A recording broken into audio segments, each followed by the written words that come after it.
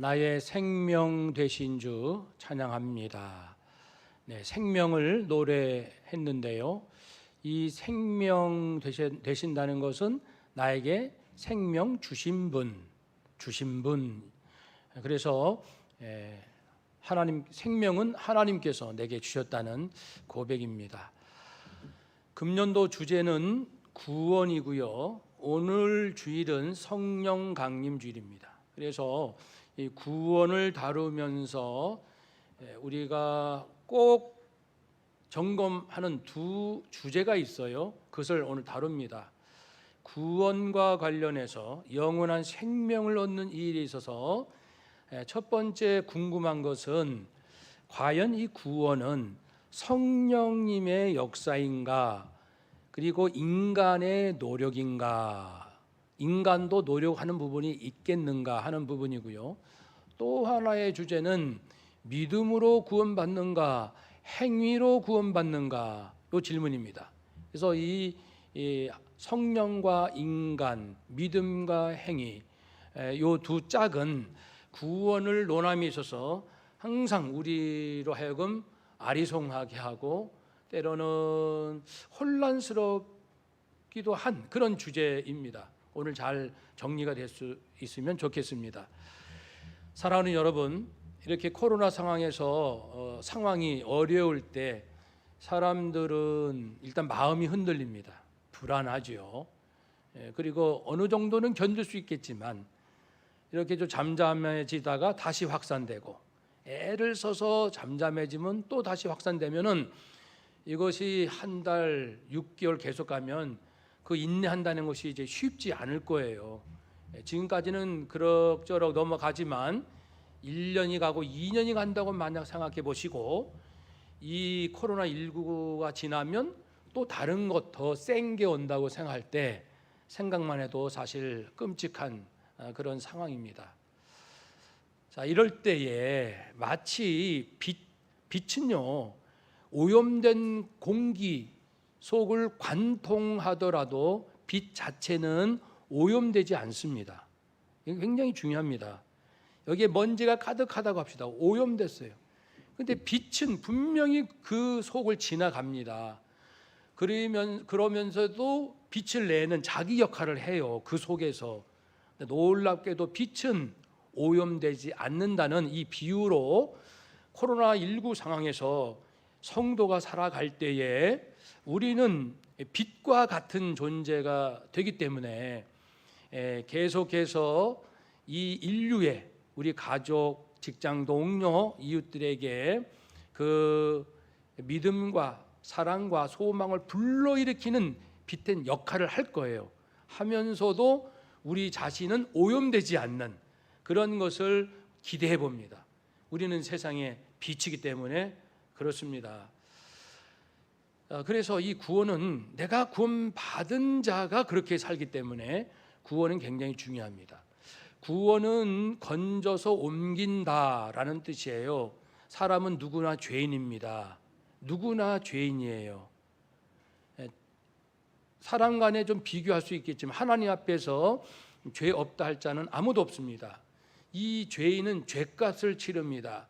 하나님 앞에 죄값을 치른다는 것은 하나님께 버림을 받는다라는 뜻이고, 하나님께 버림을 받는다는 것은 영원한 생명을 누리지 못한다. 영원한 생명 반대는 영원한 멸망이거든요. 그래서 한 번 사는 것은 정한 이치지만 죽은 이후에 반드시 심판이 있다고 말씀했습니다. 사랑하는 여러분, 그러니까 누구나 죄인이고 누구나 심판 아래 있다는 거죠. 그래서 구원이라는 것은 이 멸망과 심판에서 건짐받아서 용서와 생명을 얻은 자, 아까 생명, 나의 생명주, 생명 되신 나의 주님, 내게 주신 그 생명의 나라로 옮기는 것, 옮기는 게 구원입니다. 건져서 옮긴다.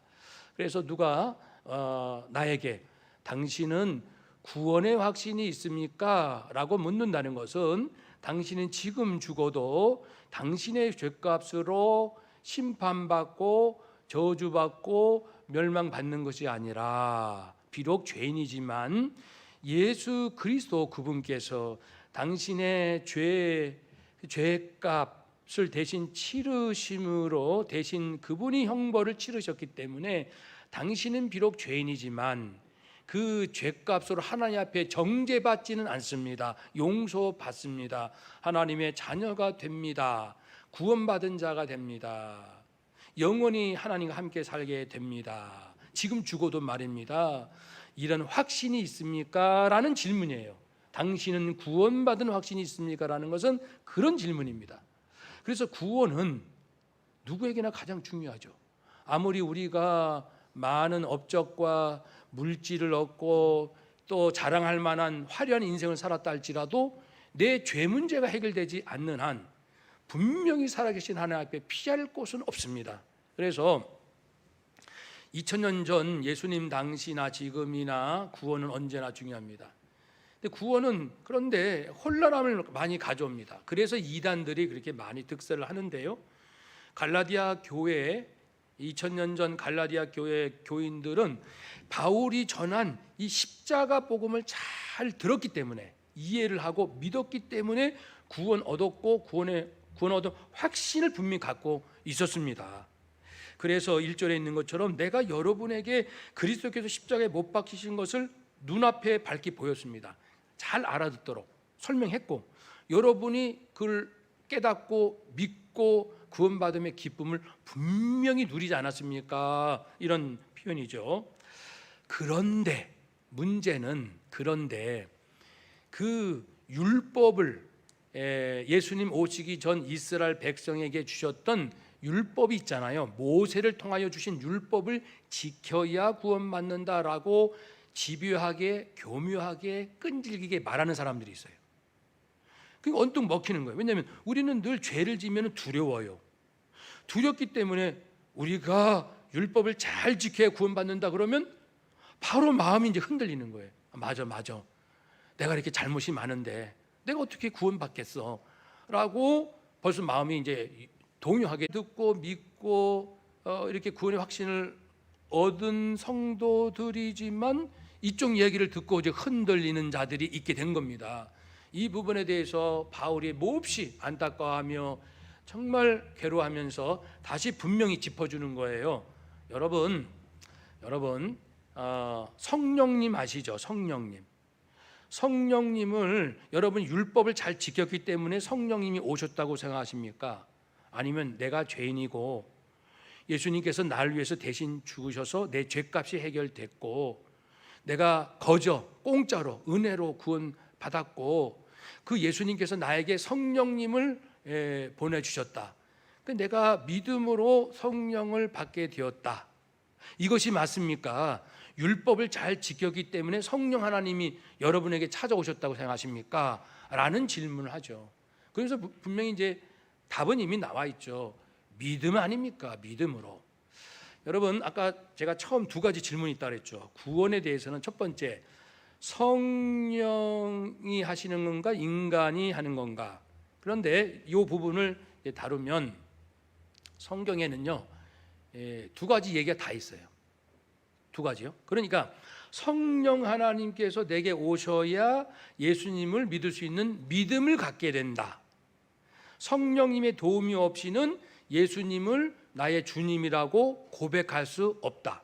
성령님이 구원 얻을 믿음, 예수를 그리스도라고 인정할 수 있는 믿음을 주셨다라고 이제 고린도전서 12장 3절. 그러나 이제 오늘 그 3장 2절에는 믿을 때에 성령을 받는다 이렇게 말씀을 해요. 우리가 믿을 때 성령을 받지 아니했느냐?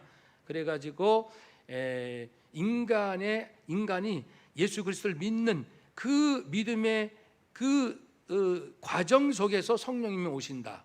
저쪽에서는 성령님이 오셔야 믿을 수 있다. 이것은 이제 모순처럼 느껴지죠. 그러나 모순은 아닙니다. 이것은 동시에 일어나는 거예요. 성령님께서 구원 얻을 믿음을 주셔서 내가 믿음으로 고백하는 것은 함께 일어나는 겁니다. 동시에 일어나기 때문에. 물론 주도적인 것은 성령님이 하시지만 시간적으로는 동시에 일어나기 때문에 어느 것이 먼저냐 이런 질문은 무의미합니다. 그런데도 분명히 순서를 말하는 것처럼 보이잖아요. 그것은 그 둘 사이에 순서를 말하려 함이 아니라 강조하기 위해서입니다. 강조. 성령을 강조할 때가 있어요. 그것은 인간의 노력으로 되는 것이 아니라는 걸 강조할 때는 성령님께서 믿음을 주셔야 믿는 거 아니냐 이렇게 표현을 하고, 그 다음에 믿음을 강조할 필요가 있을 때가 있어요. 그것은 행위를 가지고 자꾸만 들먹이는 사람들이 있어요. 아까 율법을 지켜야 한다고 말하는 율법주의자들, 이들에 대해서 말할 때는 믿음을 강조하는 거예요. 행위가 아니라 믿음으로 할 때는 믿었을 때 우리가 성령을 받게 됐다. 그래서 행위가 아니라 믿음을 강조할 때는 믿을 때 성령 받았다고 말하고, 성령과 인간의 관계에서 성령이 주도권을 갖고 있다라고 인간이 마치 자기가 믿고 그러기 때문에 모든 것이 된 것처럼 교만한 그런 사람에게는 아니다. 성령님이 믿음을 주셔야 되는 거다. 그래서 인간의 교만함을 누르고 성령님이 주도하신다는 것을 강조할 때는 성령께서 믿음을 주셨다라고 표현을 합니다. 그래서 이 동시에 일어나는 일이지만 이처럼 무엇을 강조할 필요가 있느냐에 따라서 말씀들이 있게 됩니다. 오늘 본문은 뭘 강조하는 거죠? 믿음. 믿을 때 성령을 받았다. 믿음을 지금 강조해요. 왜 그럴까요? 이거는 행위를 주장하는 사람이 있다라는 것을 우리가 벌써 눈치채는 거예요. 아하, 행위를 주장하는 율법주의자들의 그 행위를 반박하기 위해서 지금 믿음을 계속 강조하는 거예요. 우리가 믿을 때 이렇게 성령을 받았지 언제 율법의 행위로 받았느냐라고 말씀을 한 거죠. 믿음을 지금 강조하는 것은 행위냐 믿음이냐 요걸 다루겠다는 겁니다. 구원을 받을 때 우리가 정말 율법의 행위가 좋아야 구원받는가, 아니면 하나님의 약속을 믿고 그 그리스도께서 하신 일들을 믿는 믿음으로 구원받는가, 이거는 다 정리된 것 같은데 한 1년 지나면 또 이단에 속한 사람들이 몇 가지 질문하면 또 흔들리고, 요즘 내가 짓는 죄가 많으면 죄에 찔리니까 양심이 찔려서 괴로워서 또 흔들리고, 근데 이거는 머릿속으로는 반드시 정리된 것 같은데 근데 삶 속에서 이게 계속 또 흔들리고 그런 경험들이 반복됩니다. 성도들 중 그만큼 이것이 매우 중요한 질문이 되겠습니다. 사랑하는 여러분, 아주 단도직입적으로 우리 질문해 봅시다. 율법의 행위를 지켜야 구원을 받는다, 이게 과연 맞을까요? 만약에 그것이 맞다면 율법, 즉 하나님께서 십계명이 대표적이잖아요. 하나님을 경외하고 우상 숭배하지 말고 안식일 지키고 부모를 공경하고 살인하지 마라, 간음하지 마라, 도적질하지 마라, 거짓 증언하지 마라, 이웃의 것을 탐내지 마라. 요거를 지키는 사람이 구원 받는다, 그런 얘기 아닙니까? 만약 이게 맞다면 그러면 이 율법을 전해준 사람은 누굽니까? 모세입니다. 하나님께 받아서. 그러면 모세에게 물읍시다.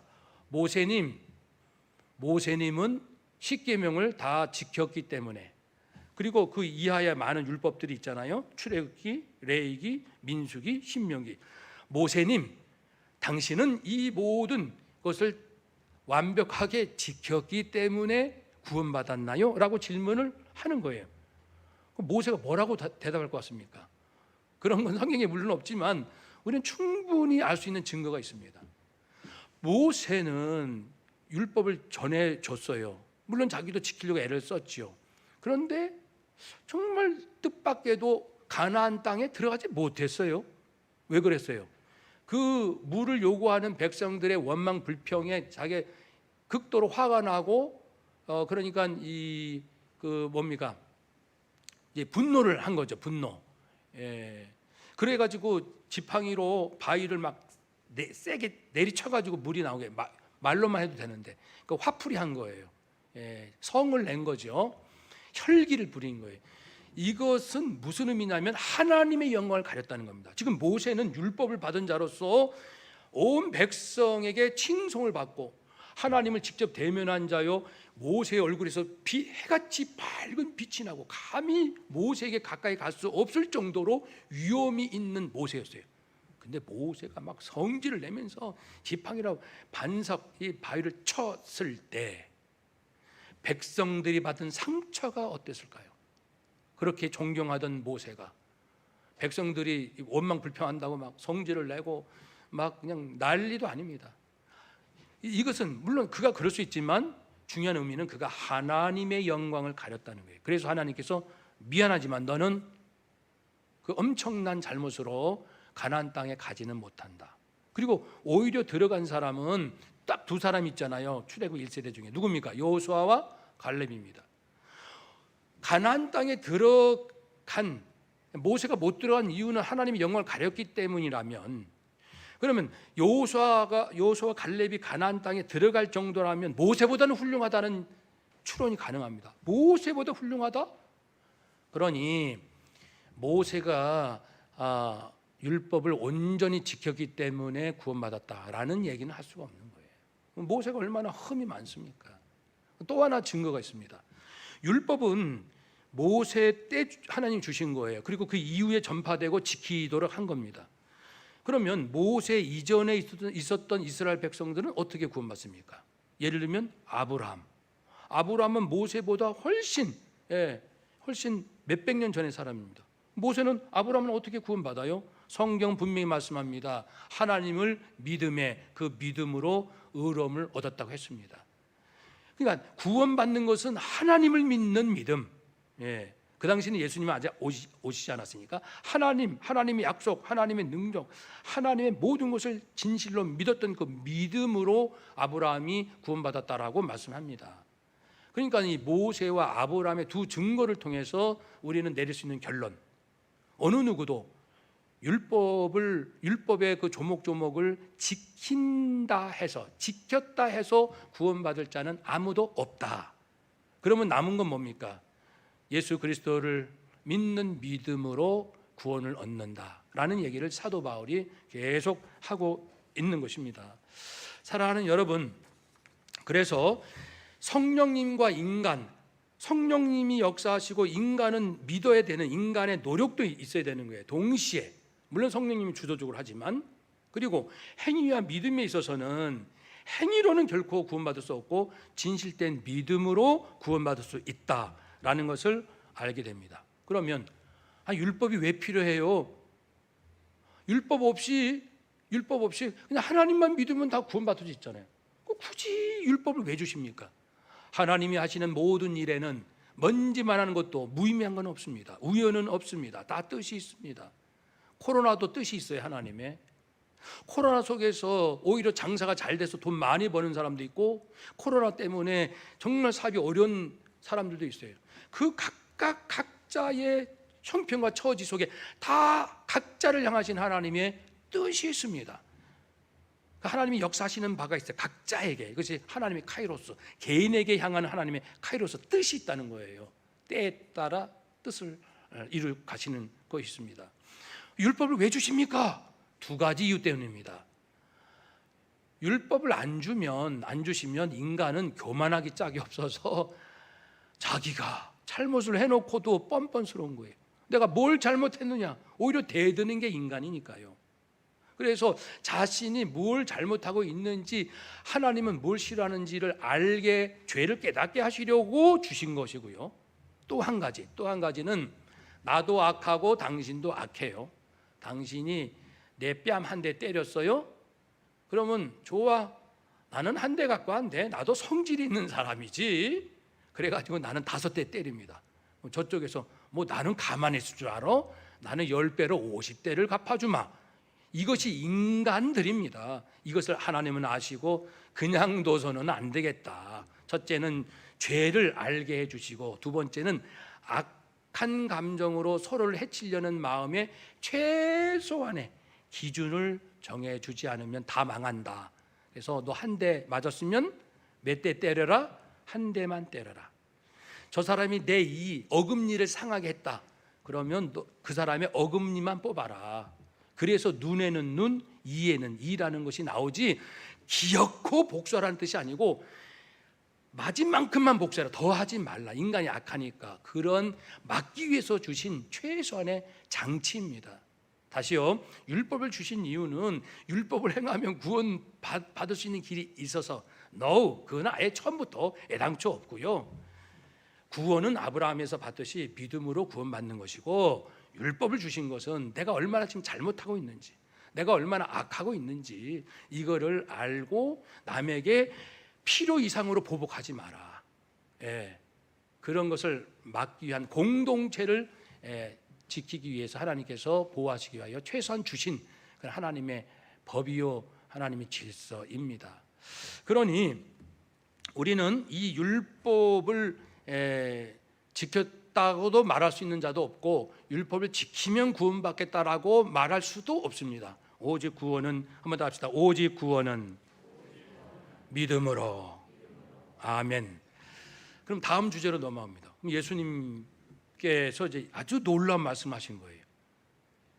내가 이 땅에 온 것은 율법을, 인간이 뭘 잘못하고 있는지 더 이상 필요 이상으로 악하게 하면 안 된다는 이 율법, 요것을 없애려고 온 것은 아니다. 율법을 완전케 하려 오셨다고 했습니다. 이것은 무슨 뜻입니까? 율법을 없앤다는 것은 아닌 것은 인간이 얼마나 악한지를 알려주시는데, 사실 율법의 핵심은 하나님 사랑, 이웃 사랑 아닙니까? 그러니까 인간은 사랑이 부족하니까 다른 사람한테 악을 행하는 거예요.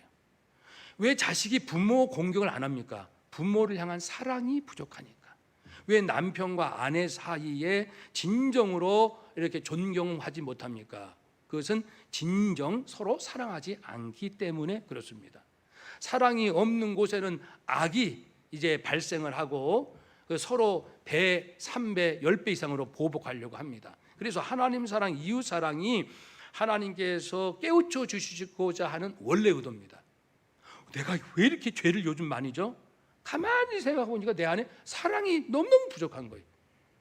부부지간에 50년을 살았어도 내가 정말 아내를 사랑한다라고 말하기가 부끄럽구나. 이걸 깨우쳐 주시는 거예요. 사랑이 부족하다. 죄가 있다? 그것은 곧 내 안에 사랑이 부족하다. 그겁니다. 그러니까 예수님께서 율법을 폐하러 오신 것은 아니란 뜻은 이 사랑이 부족해서 죄를 짓게 되는 요 귀한 가르침을 없애러 오신 분이 아닙니다. 오히려 더 명확하게 하시는 거예요. 계속 그걸 깨달아야 된다는 겁니다. 인간이 얼마나 사랑이 부족한지를. 그런데 왜 그러면 율법을 완성하신다고 했습니까? 그것은 인간은 하나님 사랑하는 것도 부족하고 인간 사랑하는 것도 지극히 부족해요. 근데 예수님 자신께서 이 땅에 오셔서 이제 죄인들을 구원하시기 위하여 하나님의 소원은 죄인들을 구원하시는 거예요. 아들 된 예수님은 아버지 하나님의 소원을 알고 100% 하나님께 절대 순종함으로써 하나님의 사랑을 완성하셨습니다. 첫 번째 아담은 하나님께 불순종했지만 둘째 아담으로 오신 예수님은 100% 순종하심으로 십자가 상에서 죄인들을 위한 희생 제물로 자신을 드리셨잖아요. 그러니까 하나님에 대한 완전한 사랑을 이제 이루셨고, 인간 사랑, 죄인들을 향한 이 사랑 역시 죄인들을 위하여 예수님은 있는 거 없는 거 다 주신 분이 더 이상 뭘 주십니까? 저는 분명히 하나님께 들은 음성이 있었는데 25년 전에 하나님께서 말씀하시기를 나는 너에게 줄 것을 다 주었다. 예수를 주었고 성령을 주었고 성경을 주었다. 그런데 너는 무엇이 부족하여 이곳까지 와서 이러느냐? 제가 스위스 라브리 공동체에 있을 때 하나님 만난 사건이 있었다고 제가 예전에 몇 번 말씀드렸습니다. 분명히 말씀드렸습니다. 나는 너에게 줄 것을 다 주었다. 예수를 주었으면 됐지, 성령을 주었으면 됐지, 진리인 성경을 주으면 됐지, 뭐가 더 부족하냐? 이렇게 말씀하신 하나님이십니다. 예수님은 우리에게 모든 것을 다 주셨기 때문에 인간 사랑을 완성하신 분이에요. 내가 율법을 폐하러 온 것이 아니라 하나님 사랑, 이웃 사랑, 사랑을 담고 있는 율법을 완성하기 위하여, 완전히 하나님을 사랑하는 것은 무엇인지, 인간을 완전히 사랑하는 것이 무엇인지 내가 다 이루었다. 이 사랑을 완성하기 위하여 내가 왔다. 그 사랑의 완성의 결과 우리들이 구원받은 겁니다.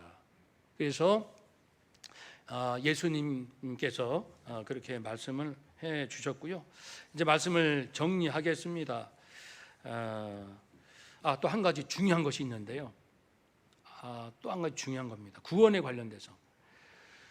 구원은 정말 예수님을 내가 믿고 확신을 갖고 있는데 구원에 관한 여러 가지 궁금한 게 있는 거예요. 여전히 여러 가지 질문들 많잖아요. 이럴 때 과연 구원받아요? 어린아이가 태어나자마자 죽으면 구원받아요?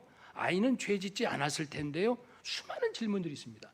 그러니까 그리스도를 그 믿음으로 구원받는다는 이 분명하고 단순 명쾌한 구원의 진리가 있지만, 하나님께서 주셨지만 우리에게는 수많은 질문들이 있는 거예요. 궁금한 게. 그래서 이 질문에 대해서 내가 명쾌하게 이해하지 못하면 내 구원이 흔들리는 거예요. 이런 부분이 있어요. 그러나 오늘 이 시간 분명히 정리합시다.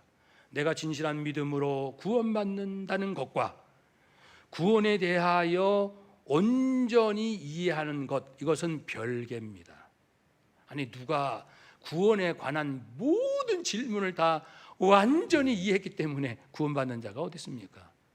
그러면 성경에서요, 만약에 그래야 구원받는다면 예수님께서 다른 말씀 하실 필요 없이 공생의 3년 동안 오고 오는 수많은 이 세대의 인생들이 구원에 대하여 질문을 하고 싶은 수많은 100가지, 1000가지, 10,000가지 질문을 예수님이 3년 동안에 다 다루셔야 돼요. 왜냐하면 그 질문을 다 이해해야 구원받는다면 말입니다. 그런데 예수님은 너무나도 단순하고 너무나도 명쾌하게 나를 믿으라 말씀하셨습니다. 바울도 주 예수 그리스도를 믿으시오. 그리고 예수님이 어떤 분이십니까? 하나님의 아들, 메시아. 예수는 그리스도, 그리스도는 임마누엘. 중요한 요점이 있잖아요. 그것만 반복해서 말씀하셨어요. 그렇다는 것은 그 이외의 것은 그 이외의 구원에 관하여 알쏭달쏭 헷갈리는 것은 몰라도 구원받는 거하고는 별개라는 뜻입니다. 이단들은 이렇게 우리가 구원에 관하여 궁금해하는 것들을 틈새를 파고 들어가 가지고 우리는 생각도 못한 거거든요. 나는 잘 몰라요. 그런 것들을 콕콕 찌르면서 아느냐, 나 몰라요. 아느냐, 모릅니다. 한 10가지만 질문 받고 10가지 몰라 그러면 내가 정말 구원받았을까? 바로 급격히 자기가 받은 구원에 의심을 하게 되고 이단으로 이게 미혹받게 됩니다. 그래서 이단들이 이렇게 극성을 부리는 거예요. 사랑하는 여러분, 이 모든 걸 구원에 관한 모든 질문을 다 알아야 구원받는다면 반드시 예수님께서 모든 말씀을 하셨을 것입니다. 그래야 구원받죠. 그러니까 예수님께서 주신 말씀만큼만 알면 돼요. 구원에 관하여. 한번 더 합시다. 구원에 관하여 예수님께서 주신 말씀만 알고 믿는다면 구원은 받습니다. 아멘. 얼마나 위대한 기쁜 소식입니까? 예수님께서 구원에 관하여 말씀하신 것만 알고 진실로 믿는다면 구원은 받는 것입니다. 그 이하의 수많은 질문들은 여러 가지 구약이나 사도 바울의 그 말씀들이나 이것을 모두 총체적으로 연구하여 우리가 알아갈 수는 있어요. 그러나 그걸 모른다고 해서 구원이 흔들린 것도 아니요, 구원이 취소되는 것도 아니요, 그렇습니다. 사랑하는 여러분, 이제 정말 말씀을 정리하겠습니다. 오늘 중요한 말씀 나눴죠. 첫째, 성령님의 구원을 위한 성령님의 역사와 인간의 믿음은 함께 진행이 됩니다. 성령의 역사를 생각할 때는 내가 낮아지고 조용히 겸손해야 할 것이고, 인간의 믿음이 필요하다 할 때는 내 책임 있는 거예요. 내가 잘 믿어야 돼요. 내가 열심히 믿어야 돼요. 책임감을 갖자라는 것이고요. 두 번째, 우리가 구원받는 것은 예수 그리스도의 죽으심의 부활의 그 의미와 능력을 진실로 믿는 그 믿음으로 구원받는다는 것이고요. 셋째, 구원에 관한 수많은 질문들을 내가 다 속 시원하게 모른다 할지라도 주님께서 주신 말씀, 그 말씀만 정확히 알고 믿는다면 누구나 단번에 완전히 영원히 용서받고 구원받을 수 있다는 것입니다. 그러므로 넷째, 우리는 이단의 미혹에 빠지지 마시고, 그 다음 중요합니다. 하나님을 모르는 사람들, 무신론자라고 합니다. 하나님을 모르는 사람들의 사상과 철학을 잘 분별하십시오.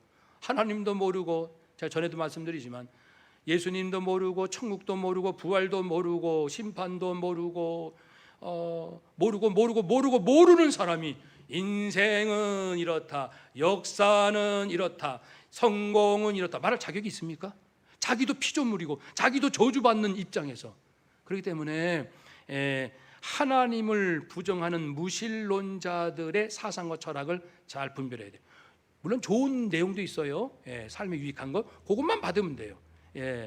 그리고 불의한 자의 형통함, 온갖 나쁜 수단 방법 가리지 않고 무조건 부자 되고 무조건 유명한 사람 되고 권력을 가지고 대대손손 잘 먹고 살아가는 사람들, 불화하지 마세요. 그들은 심판 아래 있습니다.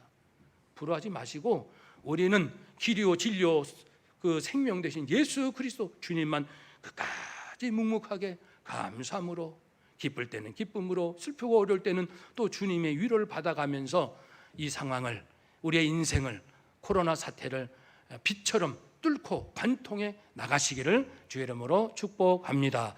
하나님께서 우리와 함께 하실 줄로 믿습니다. 아멘. 기도합니다.